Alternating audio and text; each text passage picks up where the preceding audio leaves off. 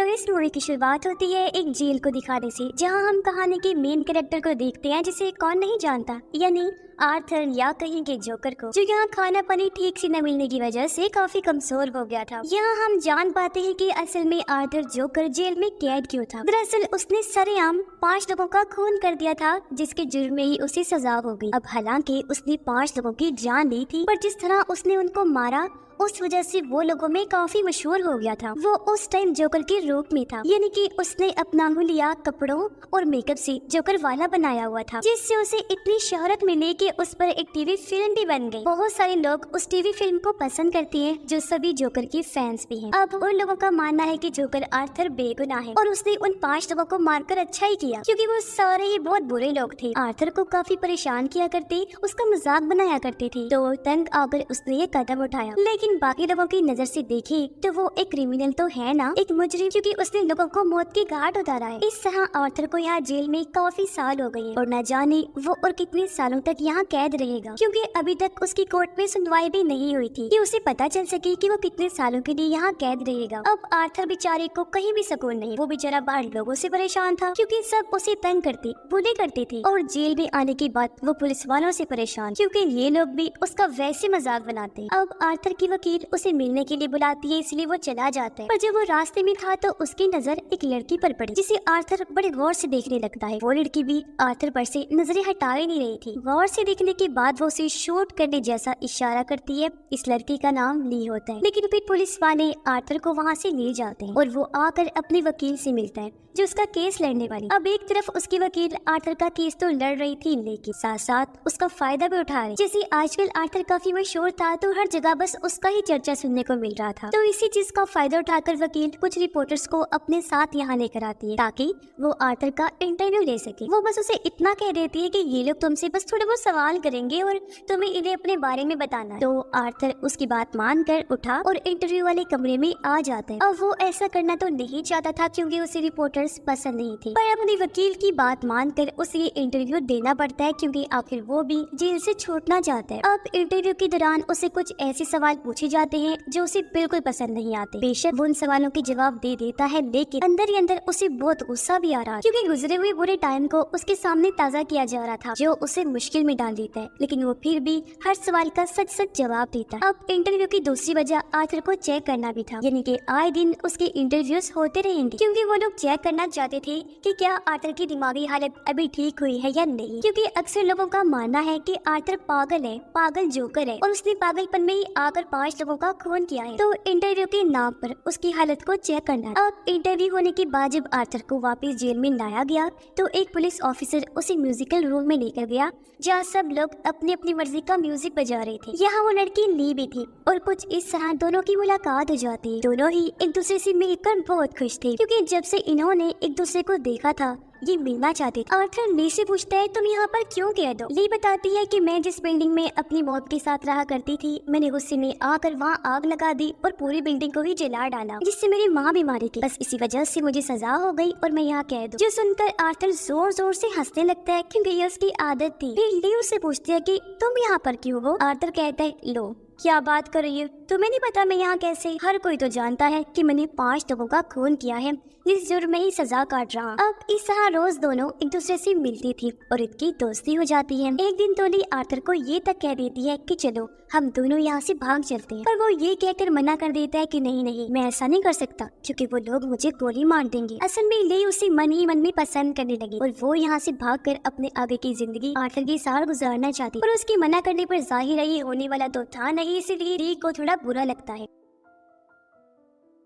अब इस टाइम वो आर्थर के साथ थिएटर में बैठी हुई थी। अपना गुस्सा वो इस तरह निकालती है कि थिएटर के पिछले हिस्से में आग लगा देती है। थिएटर में बैठे लोगों को जब आग का पता चला तो वो यहाँ से डरकर भागने लगती है। पूरा हॉल खाली हो गया था, बस वहाँ पर ली और आर्थर थे, जो आग से डरकर नहीं भागते, वही रहते हैं, और दोनों यहाँ अपने अपने प्यार का इजहार करते हैं। जिन्हें सिर्फ ली ही नहीं बल्कि आर्थर भी उससे प्यार करने लगा था, जिसके बाद वो दोनों भी भागकर बाहर ग्राउंड में आए। ये दोनों यहाँ गेट फलांग कर भागने का नाटक करते हैं, पर तभी ऑफिसर्स आकर इन्हें पकड़ लेती है और यहाँ से घसीट कर ले जाने लगी। पर वो बजाय परेशान होने के हंसने लगते हैं, जिसका मतलब था कि दोनों एक जैसे ही हैं। और आर्थर तो इस पल को इतना एंजॉय करता है कि वो पागलों की तरह हंसने लगता है। अब आर्थर को जब जेल में वापस लाया गया तो ली भी एक गार्ड की मदद से उसकी सेल में आ जाती है और ये दोनों फिर से मिलकर एक साथ टाइम गुजारते हैं। ली उसे कहती है, मैं तुम्हें जोकर वाले रूप में देखना चाहती हूँ, जिसके लिए वो अपने साथ मेकअप भी लाएंगे। उसकी मदद से वो उसका मेकअप करके उसका हुलिया जोकर वाला बना देती है, जिसके बाद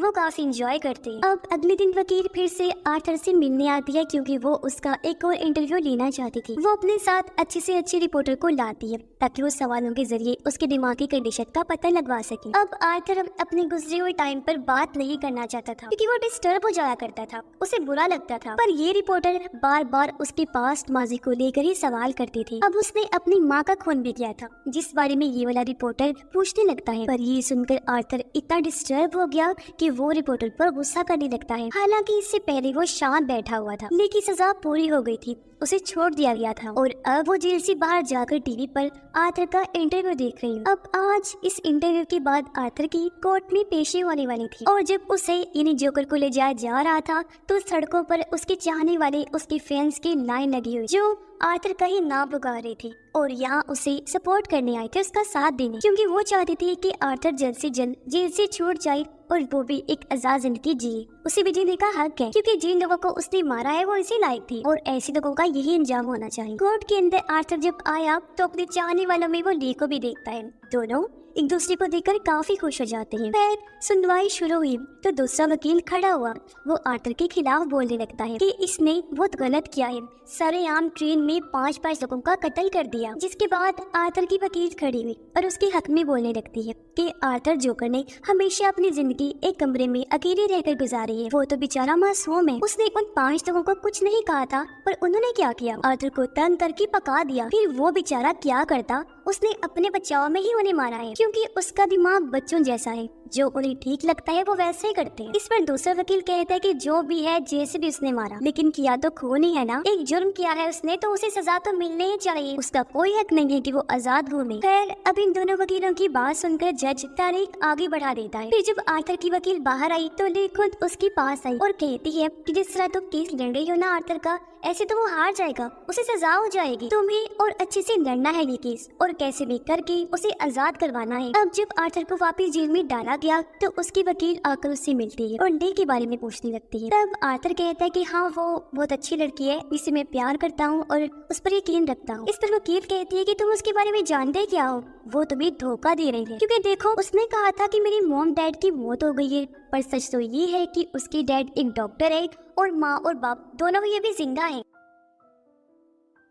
साथ ही आर्थर को ये भी पता चलता है कि ली को कोई सजा नहीं हुई थी, बल्कि वो जानबूझकर पैसे देकर जेल में कैदी बनकर भर्ती हुई थी ताकि वो आर्थर से मिल सके। अब एक दिन जब ली आर्थर से मिलने जेल में आई तो वो उसे इस बारे में पूछता है। तब ली कहती है कि हाँ तो बिल्कुल सही कह रहे हो, मेरी मॉम डैड जिंदा है और मैंने तुमसे झूठ बोला और ये बात भी छुपा के रखी कि मैंने जानबूझकर पैसे देकर अपनी भर्ती इस जेल में करवाई। तो उसके पीछे मेरा कोई गलत मतलब नहीं था, मैं बस तुमसे मिलना चाहती थी क्योंकि मैं तुम्हें पसंद करने लगी थी और तुम्हें यहाँ से आजाद करवाना चाहती हूँ ताकि यहाँ से निकलने के बाद हम दोनों अपनी हंसी खुशी वाली जिंदगी गुजार सके। देखो मैं क्या करूँ, इसमें मेरा कसूर नहीं है, मैंने तुम्हारी टीवी फिल्म तकरीबन 20 दफा देख ली है, मुझे तुमसे प्यार हो गया है और अब चाहे कुछ भी हो जाए मैं तुम्हें जेल से आजाद करवा के ही दम लूंगी, जिसके बाद हम दोनों एक साथ रहेंगे, ठीक है ना। जिस पर आर्थर भी खुशी खुशी मान जाता है और अब वो दिन भी आ जाता है जब कोर्ट में आर्थर की पेशी थी। आज आर्थर की पड़ोसन उसके हक में गवाही देने आई थी। वो कहती है कि मैं और आर्थर की मॉम अक्सर मिला करती थी और उस दिन जब आर्थर अपनी माँ को मार रहा था तो मैंने भी वो सब अपनी आंखों के सामने होते देखा। आर्थर को इस तरह पाकर मैं बहुत डर गई थी, इसलिए मैं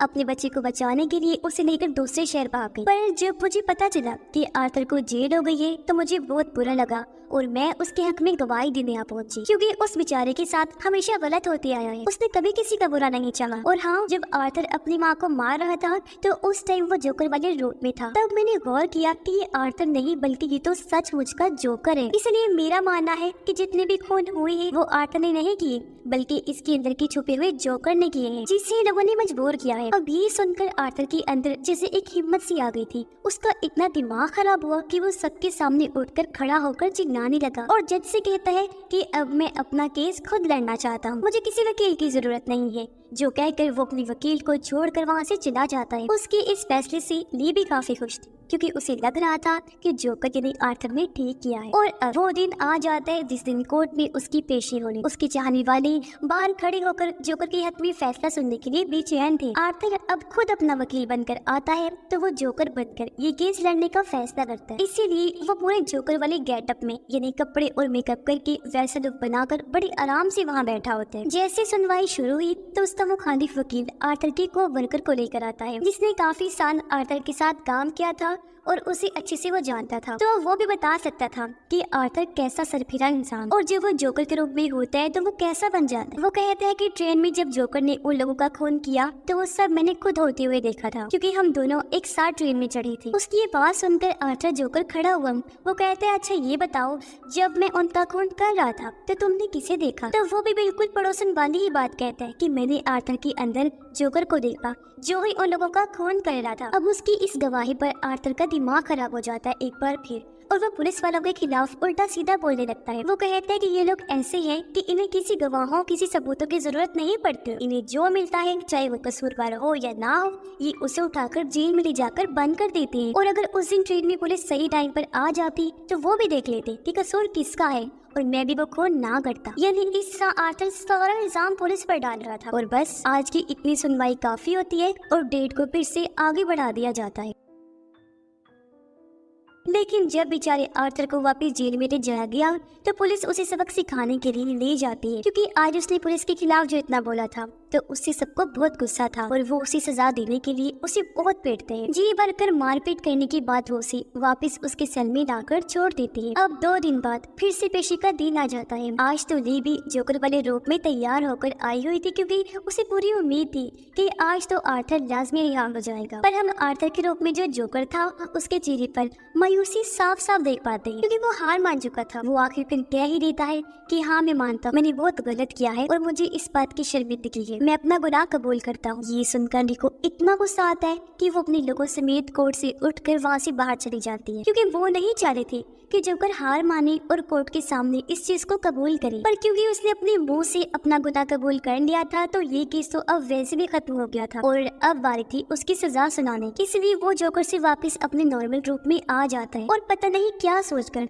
जोर जोर से हंसने लगता है। अब उसे ऐसे हंसता हुआ देखकर वो लोग जो उसके खिलाफ थे उन्हें गुस्सा आ गया। वो आर्थर पर टूट पड़े, उसे मारने लगते हैं, लेकिन वो हंसना अभी भी नहीं छोड़ता। वो कोर्ट के अंदर ही था कि तभी उसकी हंसने से बहुत जोरदार धमाका हो जाता है, जिससे पूरा कोर्ट तबाह हो गया। कुछ लोग इस हादसे में मर जाते हैं जबकि बहुत सारे लोग वहाँ जख्मी हालत में पड़े होते। अब जैसे तैसे आर्थर भी कोर्ट से बाहर आया, तभी उसे तबाह हुई जगह पर अपना एक फैन नजर आया जो भी जोकर के रूप में ही आया हुआ था। वो आर्थर को देखते ही पहचान लेता है कि यही असली जोकर है और उसे अपने साथ ले जाने लगा ताकि उसकी मदद कर सके। वो आर्थर को गाड़ी में डालकर यहाँ से दूर ले जा रहा था। इस तरह करके वो जोकर की मदद करना चाहता था, पर इसी बीच इनकी गाड़ी ट्रैफिक में फंस गई और पता नहीं क्यों आर्थर गाड़ी से उतरकर भागने लगता है। काफी दूर भागने के बाद उसे अपने सामने ली दिखाई देती है। आर्थर उसके पास जाकर कहते हैं, चलो अब चलो यहाँ से कहीं दूर भाग चलते हैं और वहाँ अपनी अलग दुनिया बसा कर रही, क्योंकि कोर्ट में पता नहीं कैसी अचानक धमाका हो गया और मैं वहाँ से फरार हो गया। ये सुनकर ली कहती कि नहीं, अब ऐसा नहीं हो सकता, क्योंकि मैंने जिससे प्यार किया था वो तुम नहीं हो सकती। मैंने एक नडर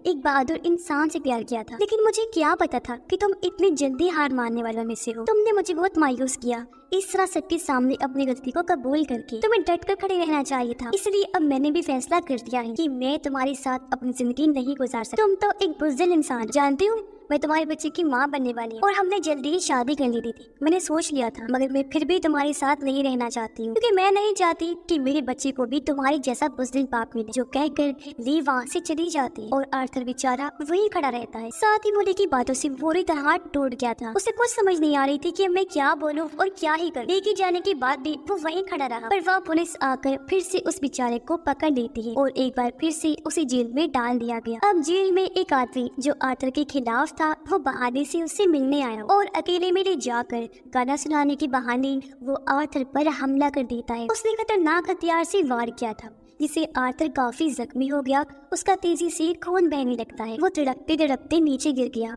और उसकी आंखें बंद हो जाती है। वो बिल्कुल नहीं हिल रहा था, जो देखने से तो यही लग रहा था कि उसकी मौत हो गई है। अब क्या सच में आर्थर जोकर मर गया होगा? आपको क्या लगता है? इस बारे में अपनी राय का इज़हार कमेंट बॉक्स में जरूर कीजिएगा। इसके साथ ही ये फिल्म, ये कहानी भी इधर ही खत्म हो जाती है।